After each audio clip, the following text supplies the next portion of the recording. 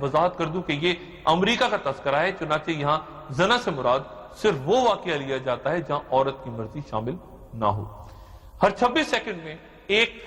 ڈاکہ پڑتا ہے۔ گزشتہ 30 سالوں میں قتل اور خودکشی کے واقعات میں 12 لاکھ امریکی مارے جا چکے ہیں۔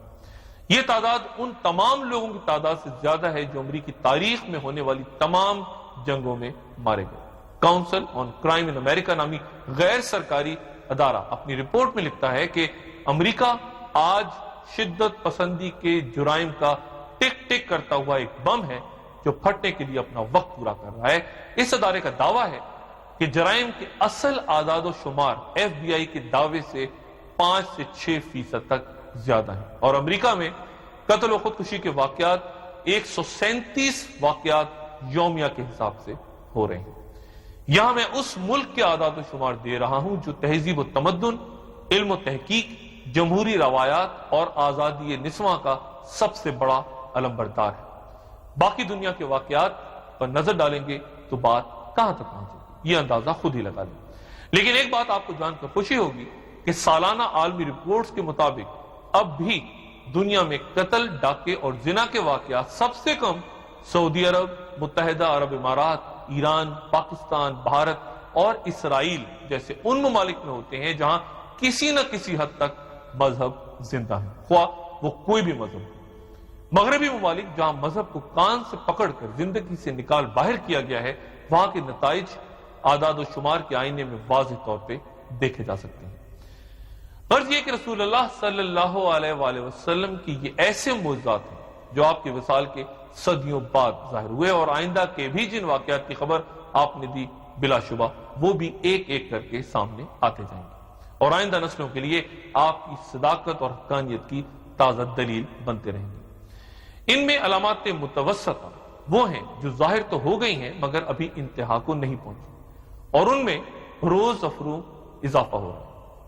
اور ہوتا جائے گا، یہاں تک یہ کہ تیسری قسم کی علامات ظاہر ہونی شروع ہو جائیں گی۔ مثلا صحیح بخاری کی یہ حدیث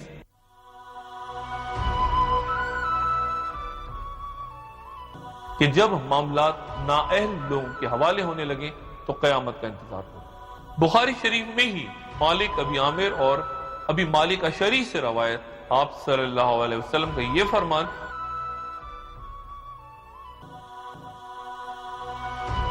کہ میری امت میں کچھ لوگ ایسے ہوں گے جو ریشم، بہنوشی اور گانے بجانے کو حلال سمجھیں، خود غرضی اور لالچ معاشرے میں عام ہوں گے، صرف جان پہچان کے لوگوں کو سلام کیا جائے گا، رشوت تحائف کی شکل اختیار کر لے گی، لوگ معمولی قیمت پر اپنا ایمان فروخت کریں گے، طلاق ایک معمولی بات سمجھی جائے گی، جنسی بے راہ روی عام ہوگی، جب قیامت بپا ہوگی تو زناکاری لوگوں کا معمول ہوگا، مرد عورتوں کے اور عورتیں مردوں کے روپ دھاریں گے، لوگ ہم جنس پرستی میں مبتلا ہوں گے۔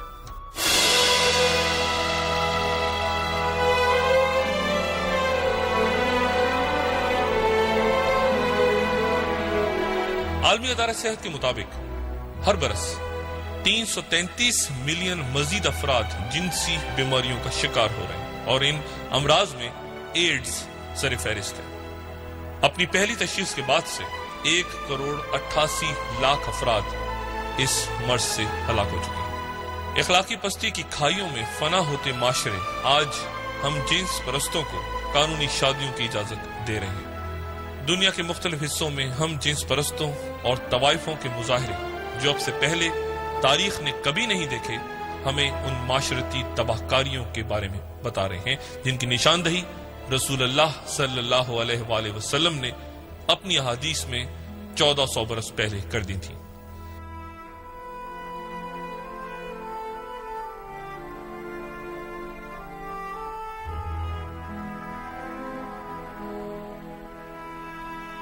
انہی گناہوں میں مبتلا قوم لوط اللہ کے قہر کا نشانہ بن کر فنا ہو گئی تھی، اور آج بھی بحر مردار کے پانیوں کے نیچے ان کے نشانات دنیا کے لیے باعث عبرت ہیں۔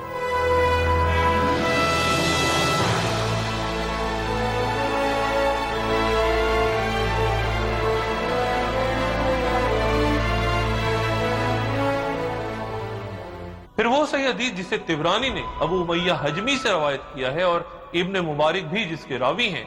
کہ آپ صلی اللہ علیہ وآلہ وسلم نے فرمایا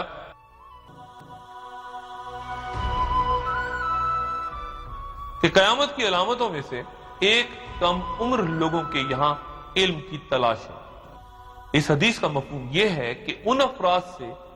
دینی مسائل دریافت کیے جائیں گے جن کو علم پر قدرت نہیں ہوگی اور جن کا علم پختہ نہیں ہوگا۔ وہ خود بھی گمراہ ہوں گے اور دوسروں کو بھی گمراہ کریں گے۔ ارد گرد نظر ڈالیں، اس حدیث کی صداقت بھی آپ کو خوب نظر آئے گی۔ یہ بھی بیان فرمایا گیا کہ احمق سینہ تان کر مجلس میں بیٹھا کریں گے۔ صحیح حدیث جسے احمد اور طبرانی نے ابو ہریرہ رضی اللہ تعالیٰ عنہ سے روایت کیا ہے کہ آپ صلی اللہ علیہ وآلہ وسلم نے فرمایا کہ ایک دور ایسا آئے گا جب امین لوگوں پر تہمت لگائی جائے گی اور تہمت زدہ لوگ امین سمجھے جائیں گے، اور تب روبیزہ گفتگو کیا کریں گے۔ حضور صلی اللہ علیہ وآلہ وسلم سے دریافت کیا گیا کہ یا رسول اللہ یہ روبیزہ کیا ہے؟ جواب ملا وہ احمق لوگ جو عام لوگوں کے معاملات پر گفتگو کیا کریں۔ قیامت کی ایک اور نشانی بازاروں کا قریب قریب ہونا یعنی تجارت کی کثرت اور اس کی وسعت کے بارے میں۔ صحیح حدیث جسے ابن حبان نے ابو ہریرہ رضی اللہ تعالیٰ عنہ سے روایت کیا کہ آپ صلی اللہ علیہ وآلہ وسلم نے فرمایا کہ جھوٹ کثرت سے بولا جائے گا، وقت تیزی سے گزرے گا اور بازار ساتھ ساتھ ہوں گے۔ بخاری شریف اور نسائی میں ابو ہریرہ رضی اللہ تعالیٰ عنہ سے روایت ہے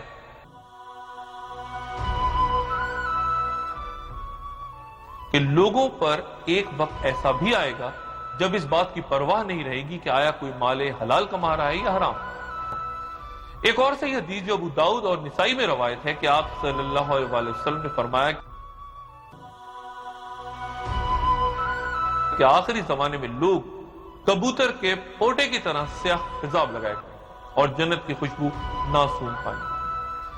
ایک انتہائی اہم پیش گوئی جس میں حضور پاک صلی اللہ علیہ وسلم کا اشارہ موٹر گاڑی کی طرف تھا اور جسے ابن حبان اور حاکم نے مستدرک میں روایت کیا ہے، اس کے مطابق آپ نے فرمایا کہ آخری زمانے میں میری امت کے کچھ لوگ پالانوں سے ملتی جلتی زینوں پر سوار ہو کر مساجد کے دروازوں پہ اترا کریں گے۔